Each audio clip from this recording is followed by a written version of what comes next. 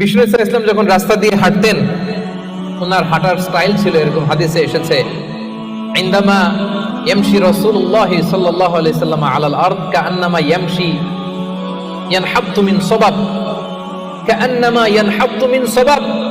মনে হতো যেন বিশ্বনবী ঢালু থেকে উপর থেকে নিচের দিকে নামছেন। পাহাড়ি রাস্তা থেকে নিচের দিকে নামলে যেমনি পা ফেলে ফেলে খেয়াল করে এনার্জি নিয়ে মানুষ হাঁটে, বিশ্বনবী সিম্পলি যখন সমান্তরাল জায়গার উপর দিয়ে হাঁটতেন, ঠিক এভাবে বিনয়ের সাথে হাঁটতেন। পড়েন সুবহানাল্লাহ।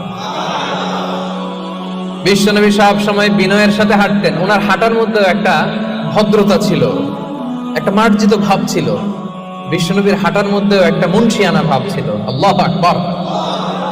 এজন্য আল্লাহ বলেন, যারা রহমানের বান্দা হতে চাও, জান্নাতের অ্যাপার্টমেন্ট যারা বুকিং দিতে চাও, ইয়ামশুনা আলাল আরদি হাওনা ইয়ানি মুতাওয়াদিআ, বিনয়ের সাথে হাঁটো।